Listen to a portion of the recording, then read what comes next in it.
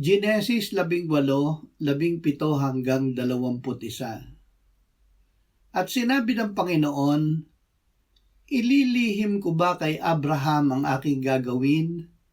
Yamang si Abraham ay magiging isang dakila at makapangyarihang bansa, at ang lahat ng bansa sa lupa ay pagpapalain sa pamamagitan niya?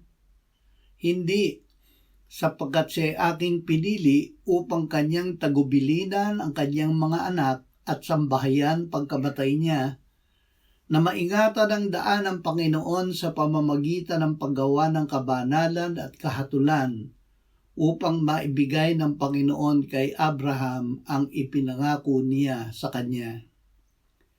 Sinabi ng Panginoon, ang sigaw laban sa Sodoma at Gomora ay malakas, at sapagkat ang kasalanan nila ay napakalubha. At bababa ako ngayon at titingnan ko kung ginawa nga nila ang ayon sa sigaw na dumating sa akin, at kung hindi ay aking malalaman. Ipinahahayag ng Diyos ang kanyang kalooban. Sinabi ng Panginoong Hesus na hingin natin sa Diyos na masunod natin ang kanyang kalooban dito sa lupa gaya ng sa langit. Hindi natin masusunod ang kalooban ng Diyos kung hindi natin ito alam. Ipinaalam sa atin ng Diyos ang kanyang kalooban sa kanyang salita. Ang sinabi ng Diyos ay mahihingi natin sa kanya sa panalangin.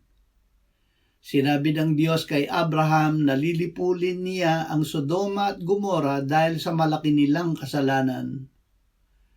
Tinanong ni Abraham kung lilipulin niya ang bayan kasama ang mga banal. Sinagot siya ng Diyos na kung may 50 o 45 o 40 o 30 o 20 o 10 na banal na naroon, ay hindi niya lilipulin ang bayan. Kahit nilipol ng Diyos ang bayan, si Lot ang kanyang mga anak ay hindi niya nilipol.